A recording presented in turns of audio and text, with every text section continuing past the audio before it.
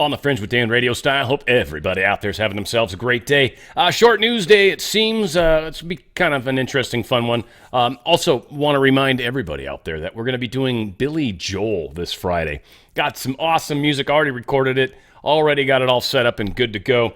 It is going to be a fun show, so please come join us Friday at 3 p.m. Pacific. 3 p.m. Pacific time, 6 p.m. Eastern, 5 p.m. Central. We go live for an hour. You can watch it, of course, after the effect. But one of the fun things about the live show is the community. I don't think I truly ever really appreciated it until kind of recently. A lot of people are like, Dan, you don't understand. It's not that we just talk about random stuff. It's that you've brought us all together. And it's just like, wow, okay, I didn't quite realize that. So it's this really fun community, and you'd be surprised some of the friends that you might actually get to make. So a lot of very, very good people there. It's also moderated, so any sort of freaky, eeky stuff going on gets kicked out very quickly. I've got exceptional moderators, and more than one. So we've got a very fun show coming. I hope you guys join us for that this coming Friday. Also wanted to wish you all a happy New Year's. New Year's is a very special time. Resolutions suck, by the way, so please don't do that. But have goals for this coming year. And I hope each and every one of you does. And I also want to wish each and every one of you, as well as your families, an amazing new year. We're going to have a fantastic year. A lot is going to be happening this year. This year is going to be filled with some challenges, but on top of that, some major successes. So please, I look forward to joining you guys in this coming year, and I look forward to making all of our futures brighter, and we will, of course, be doing that together. That said, the picture here, just it's worth 1,000 words, but Kekius Maximus. Somebody drew this or created this. AI made it, I'm sure, but because obviously Froggy, Mr. Pepe, is missing his legs, which many would assume you'd need. Meh.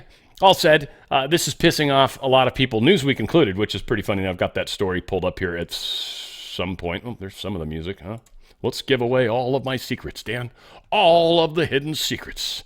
I don't know what I gave away there. I doubt it was anything. Billy Joel songs. You guys should be able to guess which songs should be in there, and then, might be a couple surprises. But here's the story that I think is hilarious. So Newsweek is very upset about this. Now, one of the funniest parts is they called the frog a hate symbol. I would try to click on it, but it keeps showing me. So towards the bottom of the screen, you can't even see it because I'm kind of in the way. Yeah, and the words are in the way. But they're calling the frog, Pepe the frog, a hate symbol. That's Newsweek for you, but I think, again, this is a victory, folks. So yes, they're very pissed off at Musk for doing this. He's now changed his name on Twitter, or at least his what the shown name is. I mean, it's still at Elon Musk, but Kekius Maximus is where we're at with that. And again, very funny stuff. We've got, of course, this as well. Elon Musk continuing to paint himself as an anon. Says, don't take it from me. I'm just a frog after all. Take it from the co-founder of Wikipedia. Said Larry Sanger says Wikipedia made real efforts to neutrality at first. Check this out. It's kind of cool. At least they have done in the last 10 years or so, 10 or 15 years. They've gradually gotten rid of all of blogs, and then more recently they've gotten rid of almost all conservative news sources as sources for their articles. And so as the news media has shifted, and as the establishment, frankly, has shifted more to the left, the content of Wikipedia has followed suit. It would have been hard for me to accept that this would happen and that it would be so striking.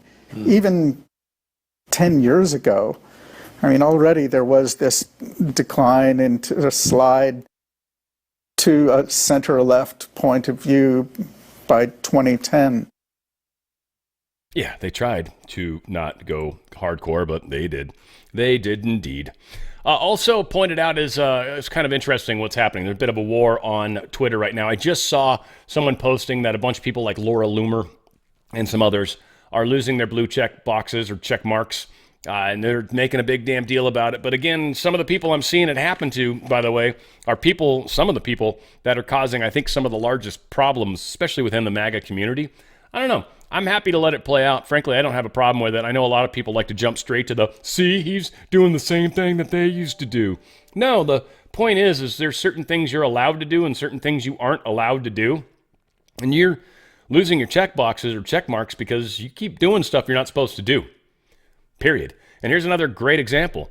And this is Elon Musk telling us, please note that the platform manipulation by buying large follower accounts and then using them to push paid narratives or scams will result in the annihilation of those accounts. Moreover, if a crime is involved, X will prosecute to the full extent of the law. Don't do it. So right here, Good Reddit contacted me a month ago asking if I was interested in selling. So Heart Kits, I guess, is one of the people that's turning out to be one of these bad people. A bunch of X accounts are currently being run by this user, Harkits, and I suspect Good Reddit, along with some of the other accounts, were bought out by this user. So again, there's a lot of this kind of stuff going on. There's a lot of bots that are actually having many of the conversations that people out there are having, which is funny. I know a lot of people that have gotten fired up, gotten in trouble, gotten whatever, and they're getting in fights with individuals on the platform. But the problem is, not even sure if those are actual people. So sometimes it's not worth really engaging. I'm not saying engage people, engage away, but please understand that you literally could be fighting with a bot. And it's not like it's unlikely. It's very likely. Most humans kind of aren't that crazy. I mean, some of us certainly are, and there's plenty of that out there, but the bots are meant to piss you off emotionally and then just get all sorts of stuff happening. And here's the thing, too. Here's the sad part. If you, as a normal user, turn around and say something horrific or offensive or just outright mean, because you're still not allowed to attack people, which, it's kind of good. You'll have your reach destroyed.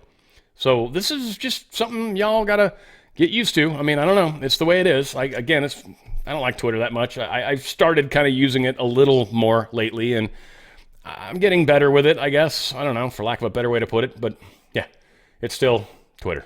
It's good, though. X, whatever the frick, I don't care. But I guess apparently the fencing is going back up around the Capitol. Not a huge surprise, but at the same time, kind of interesting. This is the same perimeter that existed after January 6th. It's what the Republicans called Fort Pelosi, as the fences were up after January 6th for several months, all the way out to this point. Drove the neighborhood crazy because it cut off a lot of access roads to get around the Capitol. Yeah, reflecting poolside, and you can see the riot fence extends pretty much around the whole perimeter of the building. There's probably a couple miles of fencing. And I guess this will stay up through the inaugural. All right. And we know we're getting ready now. They're bringing in the porta potties.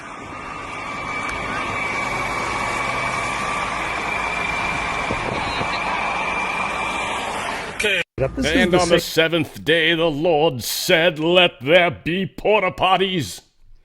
And there was. And he was happy. Actually, it was the sixth day, really, because he rested on the seventh. Needed a place to go cop a squat. Needed that porta potty being there, so it worked out well. Good post here. Multicultural Germany, with its history of extreme New Year's Eve violence, including the harrowing Cologne mass sex attacks, prepares for violence tonight, with thousands of emergency service personnel deployed. New York is trying to throw some fear on everybody, saying that whatever it is, whatever that place is there in New York, I'm drawing a blank, it doesn't matter, but where they're trying to get people freaked out and saying that there's going to be some sort of terrorist attack over in that whole area. And again, this is Germany may be more likely, let's be honest, but yeah, we're seeing all sorts of crazy talk. Again, this is just more fear preaching, right? That's what they want. They want you scared. Now, again, we'll see what happens in Germany. I'm not even going to pretend for a second that they're not going to have some sort of craziness. Germany is in a bit of a mess right now, and that country is starting to shift to the right politically, or really more to the center, which is funny because their conservative party is still very left center. So again, in Europe, the conservative party, when they say that, a lot of us are like, why is everyone hating them? That's weird, because the conservative party is still very left leaning. Usually it's the radical right or something like that. That's actually the party where most of the people that you and I are going to get along with just fine tend to find themselves. So of course it's been labeled as such. Anybody that's nationalistic, anybody that actually cares about the country, anyone that's not happy with the overabundance of illegal immigration, all of these things are just not going to work. right? They're not going to work in this new coming world. So, yeah, they're trying to freak everybody out in a big way. Typical. Increased drone sightings highlight new risks, aviation experts say. They're still trying to play up the fear on this one. Again, Michael Salla is someone I love to watch. I share his channel yesterday just as an example of, again, it's probably a good reminder really quick. Again, if you guys are going to, if any of you are watching me, can you please just do me a favor? If you're watching me on any of the platforms, and actually make sure you're watching me on my actual channel, because there's a lot of people that steal my material and then pretend to be my channel, and it's actually surprising to me how much that's actually happening. And so we're going to try to continue to get that ball rolling and remind people of why. So here he is again, Exopolitics. I've been watching some of his videos lately, trying to catch up. Man, Rumble's having some issues today. But you'll see up at the top here, it says rumble.com/C. That means you're on the channel page, / and then you see Exopolitics today in the case of Michael Salla. Again, I like his channel. He talks about a lot of good, crazy stuff. If you make sure it says on the Fringe right here, and that's what you can do. You can type it in if you want, or just go to the channel page of whatever place you're watching me on and make sure. And then when you hit that, eventually it's going to come up. Obviously, Rumble is having issues. I've been seeing internet issues happening all over the place. My bank site right now has been down all morning. So there's some stuff going on. Today is going to be a fun day, but this is my channel, rumble.com/C/ on the Fringe. If you're watching on Rumble and you go to the channel page and it says anything other than that, even if they add a 1 at the end, that is not my channel. Let's see if that even comes up. Good, it's not actually found. It has to be exactly like on the Fringe. That's my channel. Okay, I would show the picture and say, if you found the picture, you found me. Not necessarily. First off, that picture was made for me. It's pretty cool that someone drew that for me. But on top of that, please make sure you're watching me on my channels. It's just the easiest way you can support me. And BitChute's another one. I think that's just literally on the Fringe. Let's see if we can just find that real quick. And I'm going to apologize for it's a short show today, so I feel like I can waste a little bit of time. But let's see if we can find my channel page.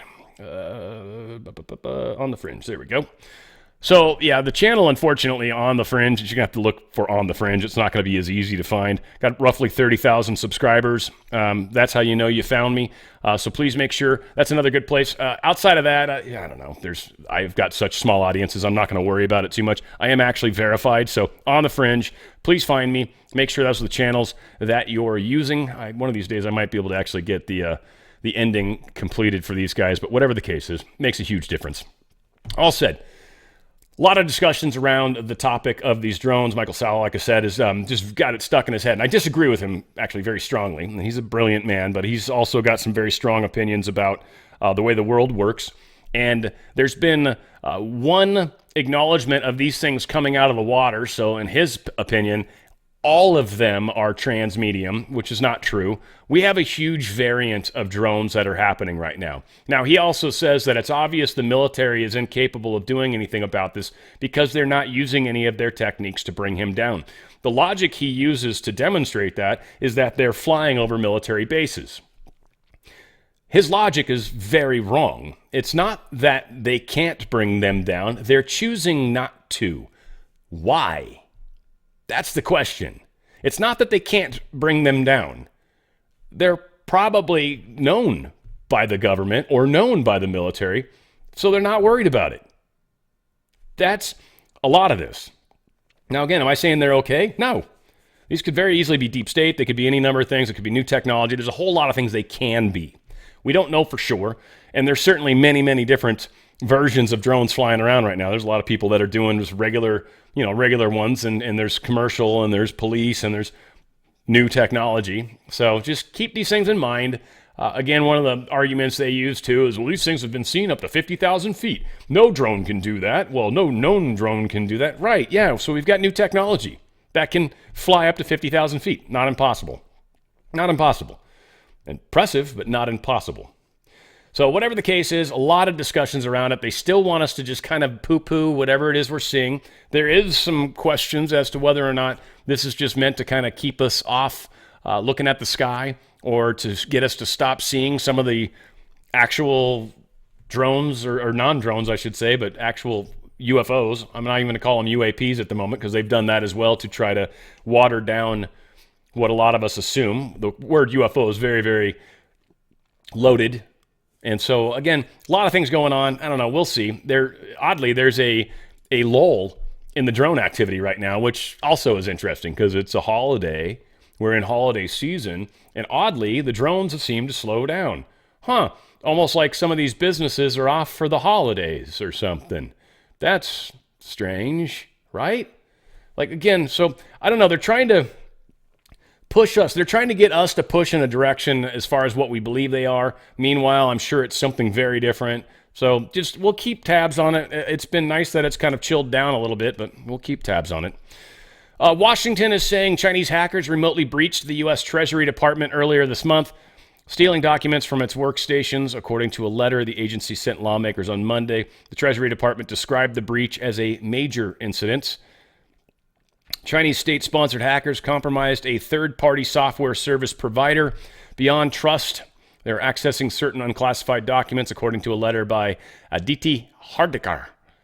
He's an assistant Treasury secretary. Totally sounds like he's totally that. A letter stated that the hackers gained access to a key used by the vendor to secure a cloud-based service used remotely.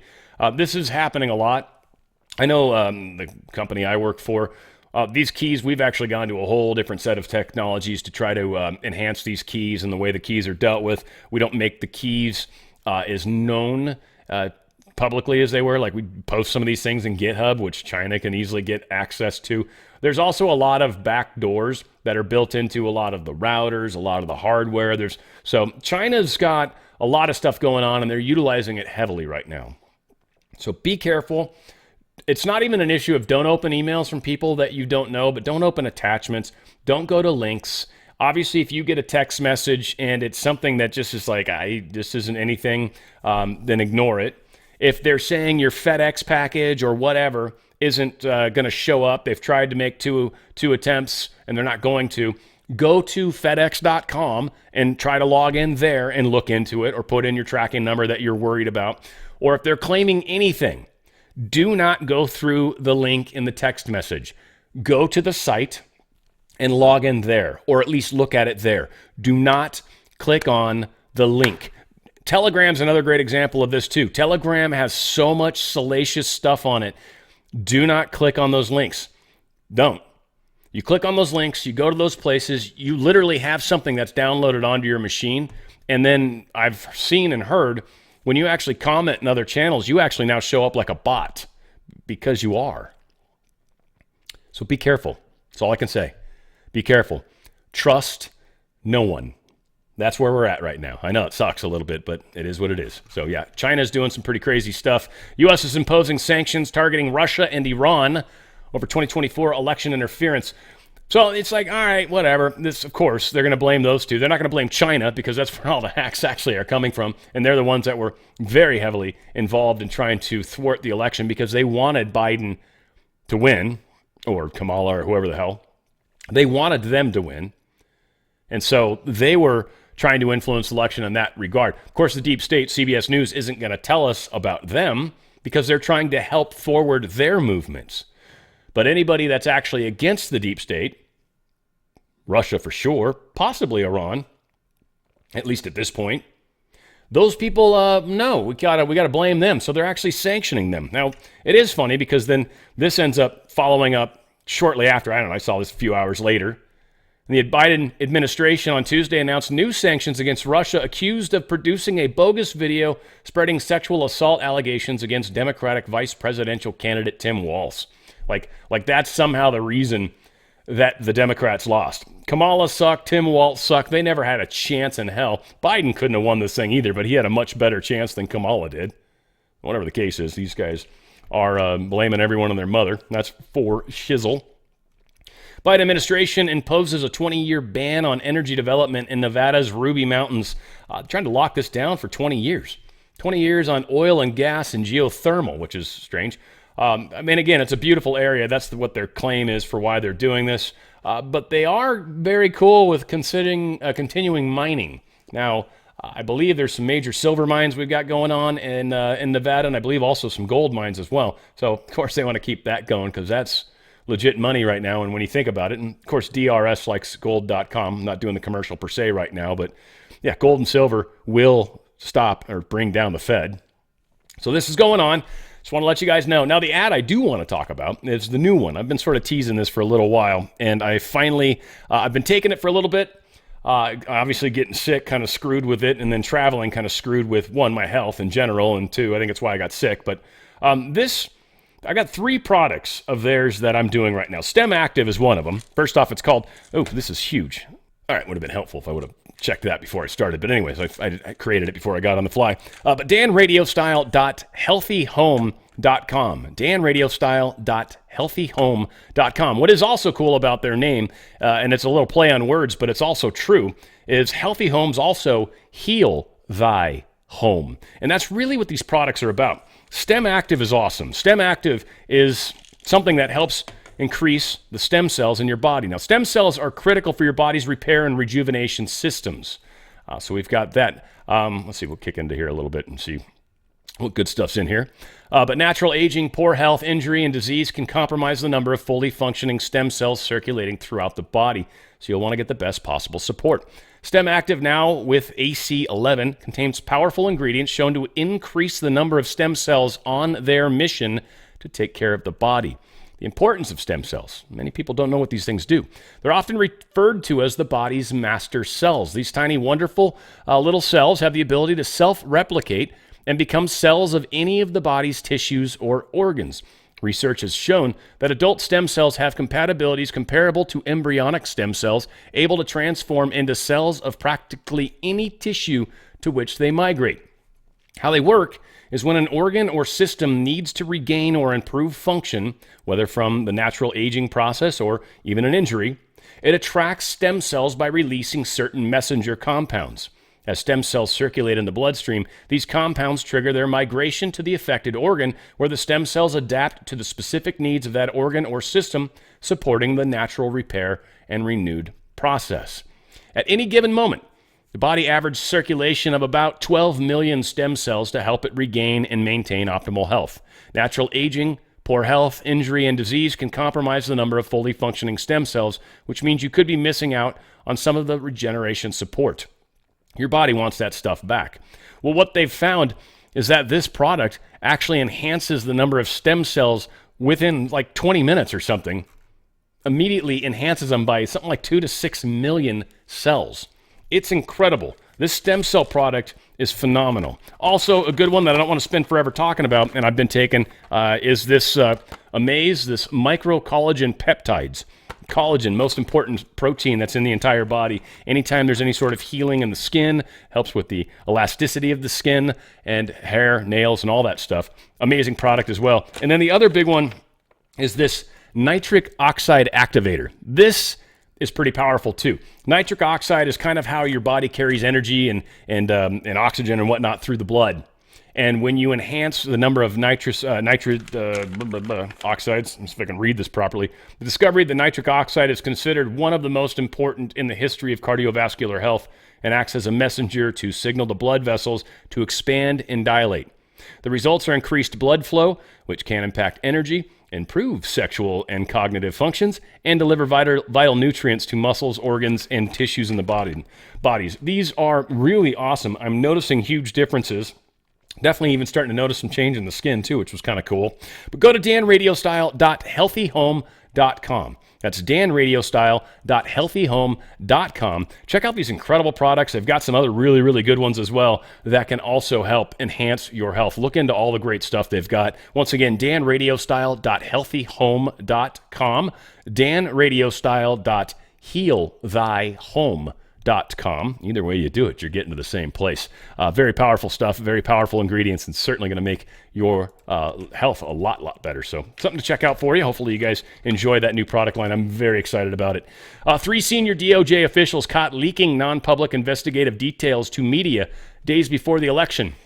There's a OIG report that has revealed all this. Now, what's really annoying is these people don't work there anymore, so they can't be in trouble. They can't be investigated any further. All said, The Department of Justice Office of the Inspector General initiated an investigation after receiving allegations that actions by a litigating division were politically motivated and violated DOJ policies regarding disclosing information about ongoing matters. The OIG investigation found that 3 then senior DOJ officials violated DOJ's confidentiality and media contacts policy by leaking to select reporters days before an election non-public DOJ investigative information regarding ongoing DOJ investigative matters, resulting in the publication of 2 news articles that included the non-public DOJ investigative information. The OIG investigation also found that one of these 3 then senior DOJ officials violated the confidentiality and media contacts policy and DOJ's social media policy by reposting through a DOJ social media account links to the news articles. Again, a wrap-up smear, except they did it through the actual federal government organization, the DOJ. The 3 senior DOJ officials were not employed by the DOJ when the OIG contacted them for interviews and either declined or did not respond to the OIG's interview request. The OIG has the authority to compel testimony from current DOJ employees upon informing them that their statements will not be used to incriminate them in a criminal proceeding. The OIG does not have the authority to compel or subpoena testimony from former DOJ employees.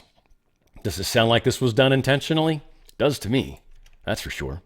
Jim Jordan announces leadership for House Judiciary subcommittees. I don't know, they call out a whole bunch of people. He's going to remain on the chair. Jamie Raskin's going to be the counterpart, basically. Honored that he's going to be there, yada, yada, yada. GOP lawmaker chairman subcommittees are as follow. Rep. Scott Fitzgerald as chairman of the subcommittee on the Administrative State, Regulatory Reform, and Antitrust. Rep. Chip Roy as chairman for the subcommittee on the Constitution and Limited Government. Rep. Darrell Issa as the chairman for the subcommittee on Courts, Intellectual Property, Artificial Intelligence, and the Internet. Rep. Andy Biggs as the chairman for the subcommittee on Crime and Federal Government Surveillance. Rep. Tom McClintock as the chairman for the subcommittee on Immigration Integrity, Security, and Enforcement. And Rep. Jeff Van Drew for the subcommittee on Oversight. And we don't care about the other side, whoever they're going to be putting there. It's not really anything that we care about. Now, this is a fun little story, but I also want to, hopefully, if any of Bernie Sanders' peoples are watching this, please make sure you get back to Bernie Sanders that what he claims, if he's putting a bill forward, make damn sure it's just the bill and nothing extra. Because, Bernie, we will expose it, and we will fully shout you down, buddy. You will be destroyed. You will never make it. We are going to destroy the whole entire progressive, crazy movement in this country. But the fact that you and Trump right now are in agreement that credit card interest rates should be capped at 10%. I thought it was 15, but 10. And that's what he's saying. So Bernie Sanders is going to try to push through a bill and try to get Trump to sign it. And it's going to be based upon the 10% cap. I just don't trust Bernie Sanders to not fuck it up. So he's going to do something to do that or try to make it last forever. And Trump was only talking about a year or 2 or something to that effect. Whatever the case is. I mean, I'm not opposed to them necessarily trying to drag it out further than that. 10% is pretty tough. If you've got crap credit, you know, that 10% rate's like not bad, actually, considering like if you've got good credit, that's not a bad interest rate. So if you got crap credit, you better pay your bills because take advantage of the kindness. Otherwise, yeah, it's not a good thing. And again, it is kind of funny. There's a bunch of memes going around about like they use the government that is currently like $35 trillion in debt uses our FICO score, our credit score as a means of judging us. It's like, really? You guys are nuts. That's ridiculous. Donald Trump posted this, I guess. Yeah. We just won a landslide victory and mandate from the American people, but Senate Democrats are organizing to improperly stall and delay the confirmation process of many of our great nominees. They will try all sorts of tricks starting very soon. Republicans must not allow them to do that. We have a country to run and many big problems to solve, mostly created by the Democrats. Republicans, be smart and tough. So this is going to be kind of our next big fight that we're going to be going through.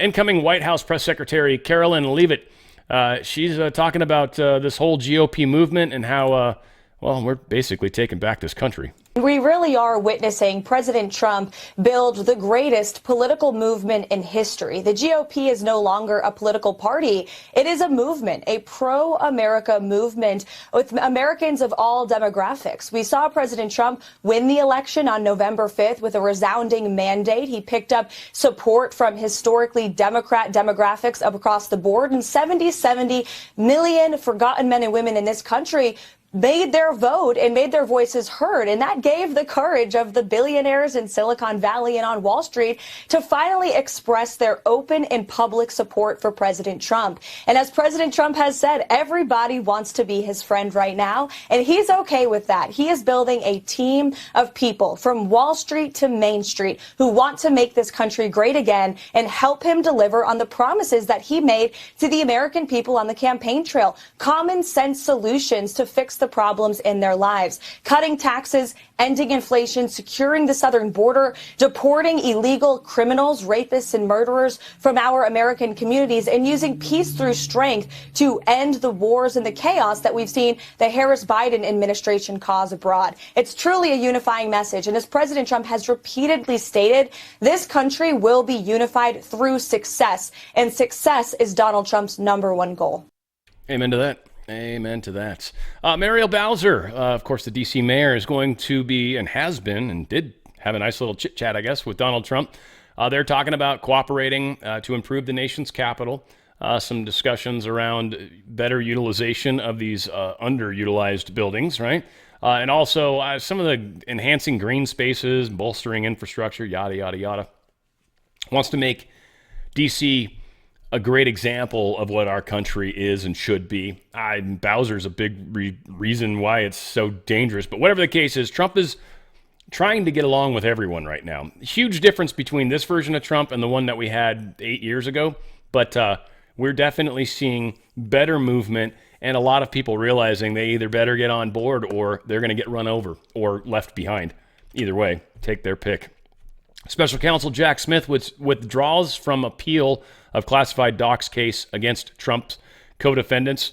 So this is the one of the two co-defendants that they had, Walt Nata and Mar-a-Lago employee Carlos de Oliveira, I guess. He is not, those are, I guess, dropped at this point.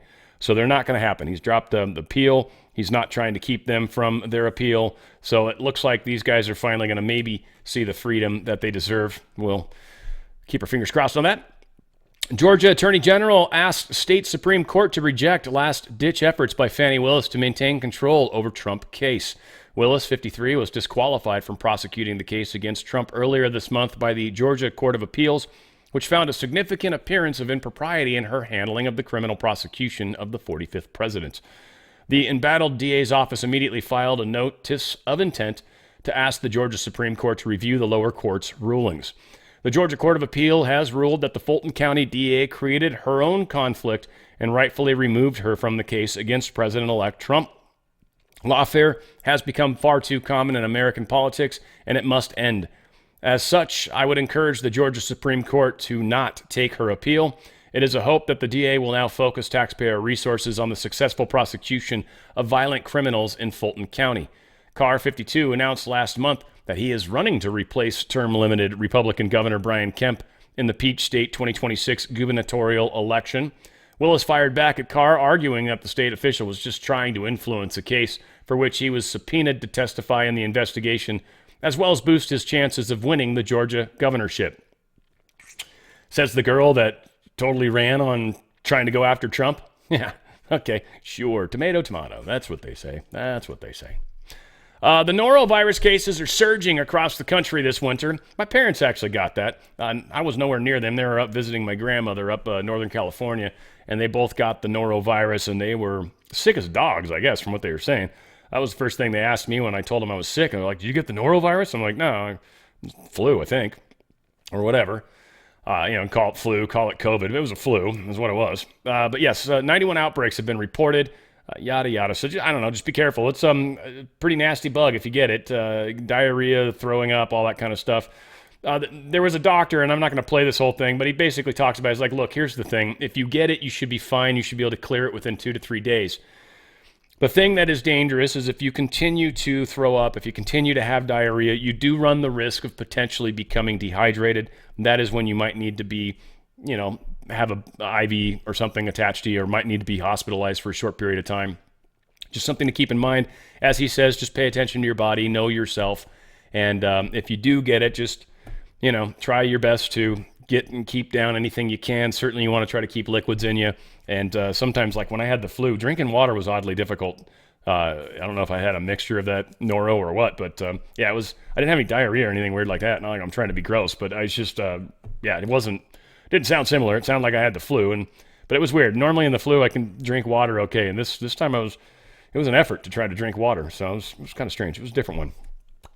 I've got 3 videos of this dude. He was on Tucker, and there's 3 great. Justin DeChamp, great guy. He's Stillness or Justin Stillness. It used to be a website, Stillness in the Storm, that he used to run. He kind of really doesn't anymore, or he still runs it, but he just doesn't update it anymore. But he's putting profits over health. He's talking about how the system works when it comes to pharmaceuticals. How the insurance companies are making mad amounts of money while they're claiming they can't afford to pay your bills. This like the United Healthcare CEO guy, it all starting to make sense now. And I think a lot of these CEOs, and I don't ever condone violence, but I would say a lot of these CEOs, because of the decisions you all have made for your quote shareholders, yeah, you guys probably should be worried. I'm not saying anything from my side. I don't ever think violence is okay, but you guys are such dicks. You're kind of begging for it in a weird way. Like if you actually cared about the people and actually cared about humanity, well, you'd have a different approach on this, but you don't. And this might trip you out when you find out the craziness that this guy is pointing out. It's wild. I've got 3 of these videos kind of work well together. Check this out. It is a system built to monopolize and profiteer off of your sickness. There's more money in you being sick than in you being well. They pull that money out to their holding company and they get the additional $7. They short pay me. I don't even get what I would have made if I sold it to you for cash. They're an unnecessary middleman. And when they say they're negotiating down for the behalf of the people, that's just not true. So I'm going to methodically walk you through. What I like to tell people is the margins are made in the mystery. When people say, why is it so confusing? Why can't healthcare be more transparent? How do I not know what I'm going to pay? All of that bullshit is because of these insurance companies. It's because of United, Cigna, Aetna, Blue Cross Blue Shield. It is a system built to monopolize and profiteer off of your sickness. There's more money in you being sick than in you being well. And so most of the insurance companies' profits come from you being on prescription drugs. So they obstruct your ability to get surgery because that's a loss leader. They don't want you getting surgical procedures. They don't get a kickback on that. Really? They want you on medicine. There was an article 2 days ago. They're finally talking about how much the big insurance companies were involved in the opioid crisis. Let's look at that. If you look at a product like an opioid, at a compounding pharmacy like mine, we had non-abusive, non-addictive pain creams. We could have prevented the opioid crisis by not prescribing an opioid in the first place. But when the FDA allows opioids to be rammed into the marketplace because the head of the FDA went to go work for Purdue Pharma 18 months later after giving them the goose that laid the golden egg, a label that says these are non-addictive, non-abusive, when they never had a human safety study on that.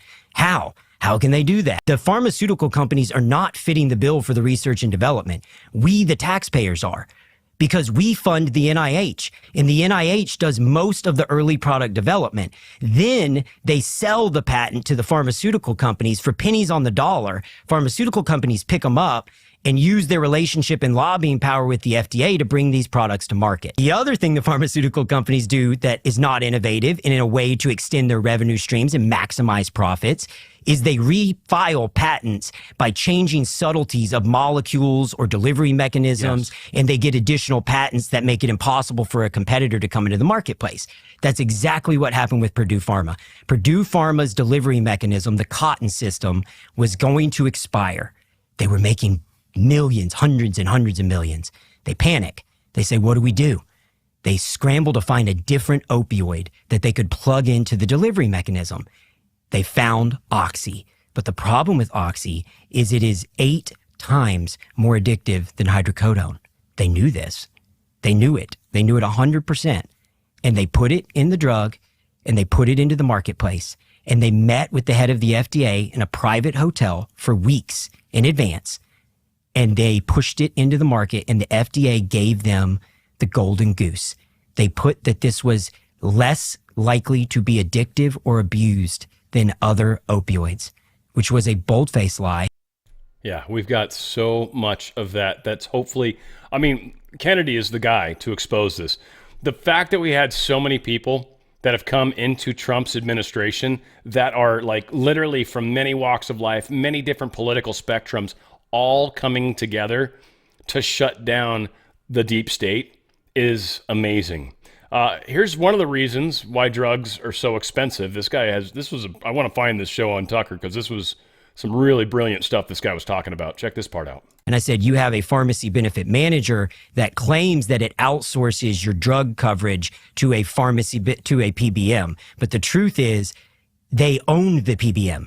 It's like Scooby-Doo. So you pull the mask off and it's like, oh, it was Mr. Rogers all along. So a PBM stands for Pharmacy Benefit Manager. Pharmacy Benefit Manager. And they were established in the 70s to be an advocate for the American people to drive down the cost of prescription drug care. Their job was to negotiate on our behalf to drive down the cost of our medications. Yes. And along the way, as the insurance companies became a for-profit institution, guess what they did? They went out and they gobbled up all of the middlemen. So the pharmacy benefit managers in America are all owned by the 5 big insurance companies. So when you pull back the layers to the onion, what you find is they've turned the PBM into a profit center. So rather than negotiating down the cost of prescription drug care, they negotiated up the cost. Yeah, they're making more and more money off of all of us. Some of the hidden prices of healthcare and drug costs. United Healthcare's secret, $373 billion revenue breakdown.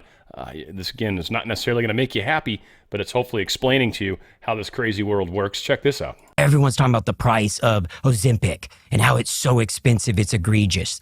Roughly 30% of the cost of every prescription drug is because the 30% kickback is going to a PBM. So if Ozempic's $1,000 a month, $300 a month are going to the pharmacy benefit manager via a kickback. It's a pay-to-play system. If we break down United Healthcare, they generated $373 billion in revenue last year. Okay? 60% of that revenue came from their pharmacy benefit manager, a holding company that nobody knows about. The general public, our politicians, they don't understand this and they don't get it. And I'm trying to... Are the profit margins high in that business? The profit margins are not as high as big pharma, but there's a lot of levers that they're pulling to hide their profits, right? And you can make, there's liars, there's damn liars, and then there's statistics. Yeah. These guys are using a lot of levers to hide their profitability. And so a lot of the profitability is held at the pharmacy benefit manager holding company. And so they can artificially dilute down their profitability on paper. But as an industry, the health insurance companies, and I said this on Rogan, they are the hidden juggernaut that nobody is seeing. Everyone's saying big pharma, big pharma, big pharma. Big pharma did, I think, $600 million. And you look at these big insurance companies, they did 2.5 that in revenue, 2.5 times that in revenue. They did $1.5 trillion, north of they're projecting that they'll do $1.9 trillion in revenue by 2029. And this is why, for the most part, they wanted to centralize healthcare, because they wanted to just maximize the amount of money made, minimize the amount of competition. And that's exactly what they did. It's exactly what they did. It's a mess. Lubbock judge dismisses Paxton's lawsuit against Pfizer. Let's play this short little snippet. New tonight, a lawsuit against Pfizer brought by Attorney General Ken Paxton has been dismissed by a Lubbock federal judge. District Judge Sam Cummings says Pfizer is immune under the Public Readiness and Emergency Act. Paxton brought the suit accusing Pfizer of misrepresentation and deceptive trade practices when telling the public about the effectiveness of its COVID-19 vaccine. Major stuff going on there. And again, just a mess in the big picture. It's so hard. I don't think we'll ever be able to trust these people. Maybe we will. Hopefully once they get cleaned up, we'll find out. Huge New Year Ukraine-Russian prisoner swap results in hundreds of soldiers freed. I thought this was some pretty good news. 150 Ukrainian POWs for the same number of Russian troops. However, Ukrainian President Volodymyr Zelensky has said that 189 Ukrainians had returned home as a result. It's unclear why there is a discrepancy in the numbers. Maybe Russia's just being nice and wanted them to come home. What did you do, Zelensky? Did you give them an extra, 39 prisoners? Probably not, because you're an asshole. That's why. Let's get you out of there, buddy. We need to get you out of there and give Ukraine an actual leader that cares about its people rather than one that literally lets money flow into his pocket so you can kill your own people and destroy your own infrastructure, by the way. Yeah, Zelensky, you're just a piece of great work, sir. Yes, you are. Piece of trash.